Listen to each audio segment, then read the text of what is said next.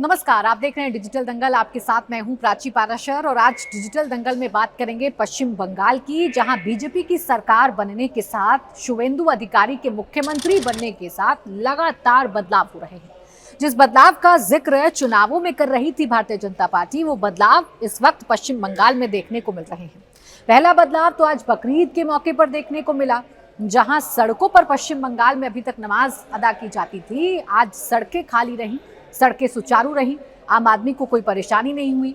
और मुसलमान भाइयों के लिए भी शुवेंदु सरकार ने एक बड़ा फैसला लेते हुए परेड ब्रिगेड ग्राउंड को नमाजियों के लिए दिया और वहां नमाज अदा करने का प्रबंधन किया गया। तो एक तरफ आज बकरीद का त्योहार बड़ा शांति के साथ मनाया गया, तो वहीं दूसरी तरफ पश्चिम बंगाल में जो भी फैसले टीएमसी के खिलाफ शुवेंदु सरकार ले रही है, वो भी अब साफ तौर पर देखने को मिल रहे हैं। और जो काला चिट्ठा है कटमनी का या टोलेबाजी का, वो अब धीरे धीरे करके खुलकर सामने आ रहा है। और ये पता चल रहा है कि पश्चिम बंगाल में अगर बीजेपी विपक्ष में रहते हुए ये आरोप लगाती थी कि टीएमसी की सरकार कटमनी वाली सरकार है, या टीएमसी की सरकार भ्रष्टाचार वाली सरकार है, या टीएमसी के नेता सरकार में रहते हुए मंत्री भ्रष्टाचार करते हैं, तो उसका मतलब क्या है। धीरे धीरे करके वो सच्चाई खुल रही है, धीरे धीरे करके छापेमारी हो रही है। और छापेमारी में टीएमसी के नेताओं के पास से जो कुछ बरामद हो रहा है, वो वाकई में हैरान और परेशान करने वाला है। एक और बदलाव है जो पश्चिम बंगाल में हो रहा है, और वो बदलाव है टीएमसी के नेताओं में भगदड़ मचना। एक के बाद एक टीएमसी के नेता टीएमसी का ही साथ छोड़ रहे हैं, और अब टीएमसी के नेता ही वो सच्चाई बयां कर रहे हैं जो अभी तक पश्चिम बंगाल में कोई नहीं कहता था। अब टीएमसी के ही नेता खुलकर टीएमसी के खिलाफ बोल रहे हैं और टीएमसी की सरकार में हुई गलतियों का जिक्र कर रहे हैं। अब ये शुवेंदु अधिकारी जो सख्त कदम उठा रहे हैं, उसका असर है, या वाकई में शुवेंदु अधिकारी ऐसा काम कर रहे हैं जिससे टीएमसी के नेताओं का हृदय परिवर्तन हो रहा है, या ये सत्ता में ना रहने का साइड इफेक्ट है जो टीएमसी को झेलना पड़ रहा है। ये तमाम बातें हैं जो इस वक्त पश्चिम बंगाल में हो रही हैं। लेकिन सबसे महत्वपूर्ण पहलू इस वक्त पश्चिम बंगाल में ये है कि एक तरफ सरकार अपनी जो संकल्प पत्र था उसकी प्राथमिकताओं के आधार पर काम कर रही है, घुसपैठियों के खिलाफ काम कर रही है, बीएसएफ को फेंसिंग के लिए जमीन दे दी गई है, तो दूसरी तरफ कटमनी वाला कल्चर अब खुलकर शुवेंदु अधिकारी की सरकार एक्सपोज कर रही है। कैसे? एक नेता का जिक्र करूंगी टीएमसी के, और उस नेता के पास से क्या क्या बरामद हो रहा है और कहां कहां से बरामद हो रहा है वो आपको बताऊंगी। उत्तर 24 परगना के बदुरिया में बड़ा खुलासा हुआ है। खुलासा क्या हुआ, अब आप सोचिए, आप खुद हैरान रह जाएंगे। शायद आप कल्पना भी नहीं करेंगे कि ऐसा किसी प्रदेश में होता है, लेकिन ऐसा पश्चिम बंगाल में हो रहा था। उत्तर 24 परगना के बदुरिया में जमीन में दबे हुए 5 बैग मिले हैं, जिसमें से करीब 2 करोड़ रुपए कैश बरामद हुआ है। अक्सर आपने फिल्मों में देखा होगा कि बड़े बड़े अपराधी या बड़े बड़े जो भ्रष्टाचारी होते हैं, वो दीवारों में चिनवाकर या जमीन में गाड़कर पैसे रखते हैं, कैश रखते हैं। ऐसा पश्चिम बंगाल में होता था, सच में होता था। फिल्मी पर्दे की बात नहीं कर रही मैं, सच्चाई की बात कर रही हूँ। क्या होता था? बदुरिया में जमीन के नीचे 5 बैग मिले और उन 5 बैग में से 2 करोड़ रुपए कैश बरामद किया गया है। बैग जूट के खेत में छिपाए गए थे, जूट का खेत है उसमें बैग छिपाए गए थे। और जब जमीन की खुदाई की गई, जब खेत की खुदाई की गई, तो देखा कि 5 बैग हैं। और जब उन 5 बैग को खोला गया तो कितने रुपए बरामद होते हैं? 1 लाख, 2 लाख, 3 लाख नहीं, बल्कि 2 करोड़ रुपए इन 5 बैग में से बरामद होते हैं। अब ये किसका है? इससे टीएमसी का नाता कैसे है? अब आप मुझसे कहेंगे कि भाई जमीन के नीचे से बैग मिले हैं, 2 करोड़ रुपए वहां से बरामद किए गए हैं, तो इसका टीएमसी से क्या मतलब? उसका सीधा सीधा टीएमसी के नेता से मतलब है। टीएमसी नेता दीपांकर भट्टाचार्य को गिरफ्तार कर लिया गया है। कुछ दिन पहले इनके ठिकानों पर छापेमारी हुई थी, जहां जमीन के कागजात वगैरह बरामद किए गए थे, जहां कैश भी बरामद किया गया था। और जब दीपांकर भट्टाचार्य से पूछा गया था कि भाई ये कैश कहाँ से आया आपके पास, तो उनके पास कुछ था नहीं बताने के लिए। जानकारी ये मिल रही कि तो जो आपदा राहत राशि होती है ना, जो आपदा ग्रसित क्षेत्रों में बांटी जानी है, वो आपदा राहत राशि को दीपांकर भट्टाचार्य ने अपने पास रखा था। ये बदुरिया म्यूनिसिपैलिटी के चेयरमैन हैं दीपांकर। पुलिस ने घर से पार्टी ऑफिस और कंप्यूटर सेंटर पर छापा मारा। पहले भी भारी कैश मिला था। तलाशी के दौरान 80 लाख रुपए पहले भी बरामद किए गए थे दीपांकर भट्टाचार्य के पास से। अब ये पैसा किसका है, ये कैश कैसे दीपांकर भट्टाचार्य के पास आया? तो चूंकि म्यूनिसिपैलिटी के चेयरमैन है तो इन पर जिम्मेदारी है कि जो राहत सामग्री है, जो कैश है या फिर जो मदद के लिए सरकार मुहैया कराती है पैसे, वो जनता तक जाए। लेकिन हो क्या रहा था, कटमनी कल्चर क्या है या टोलेबाजी क्या है कि वो पैसा जनता तक पहुंचे उससे पहले वो नेताओं की जेब गर्म कर रहा था। कैसे कर रहा था?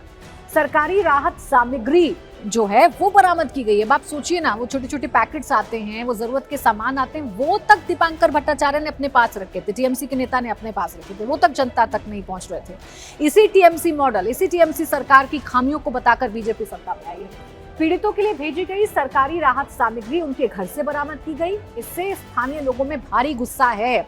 आप सोचिए, पश्चिम बंगाल में 2026 के इन चुनावों को आप अगर छोड़ दें, इससे पहले क्या कोई कल्पना भी कर सकता था कि दीपांकर भट्टाचार्य के यहाँ छापेमारी हो और दीपांकर भट्टाचार्य के घर से राहत सामग्री मिले और लोग सार्वजनिक तौर पर गुस्सा जाहिर करें या खेत के नीचे से कैश बरामद हो? भय का माहौल था, डर का माहौल था। अगर लोगों को पता भी है कि यहाँ नेता मनमानी कर रहा है या नेता भ्रष्टाचारी है तो पुलिस के पास जाने की किसी की हिम्मत नहीं होती थी। इस तरीके का मॉडल था पश्चिम बंगाल में पिछली सरकार का, जिस पर बीजेपी कहती है कि ममता सरकार का मॉडल भय वाला मॉडल था, जिसे हमने विश्वास के मॉडल में बदल दिया है।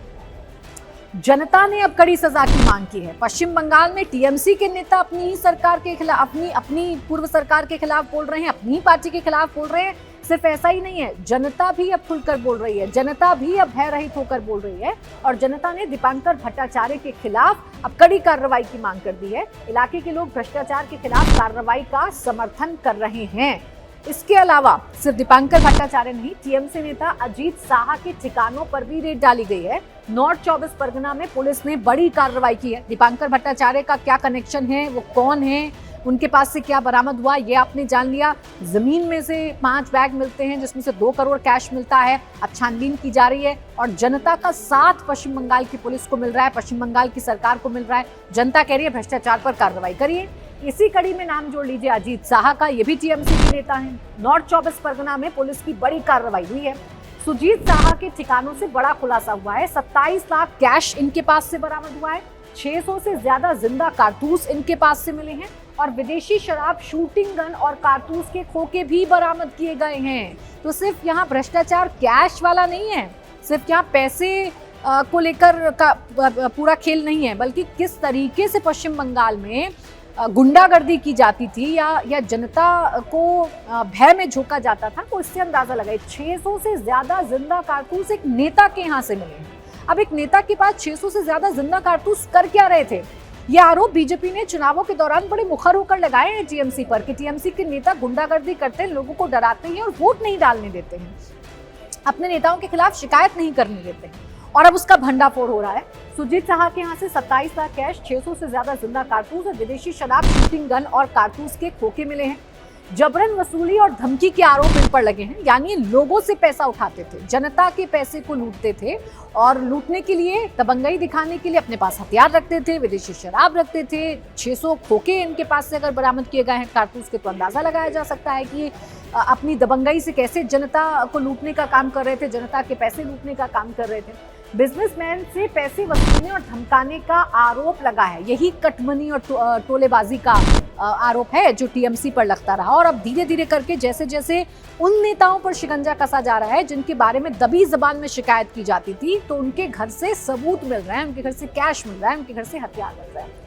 पुलिस ने दोनों भाइयों को गिरफ्तार कर लिया है। अजीत साहा और सुजीत साहा ये दोनों भाई हैं। इनको सेंट्रल फोर्स की मौजूदगी में अरेस्ट किया गया है। अभी तक पश्चिम बंगाल में जब टीएमसी की सरकार थी, आपने वो वाला मॉडल भी देखा होगा कि जब किसी नेता पर कार्रवाई करने के लिए पुलिस जाती थी, पुलिस छोड़ दीजिए, पश्चिम बंगाल की पुलिस तो वैसे ही सवालों के घेरे में रहती थी।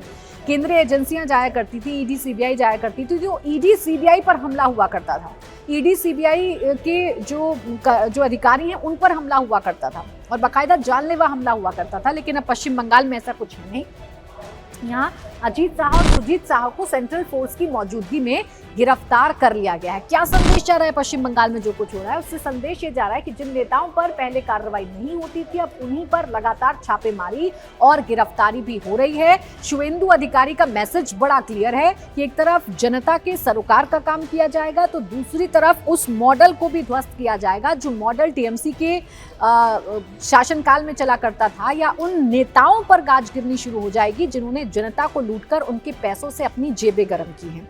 इसके साथ ही साथ जो बड़े बड़े घोटाले हैं, जो बड़े बड़े भ्रष्टाचार के मसले हैं, उनकी फाइलें खुलने का भी जो काम है वो शुरू हो गया है।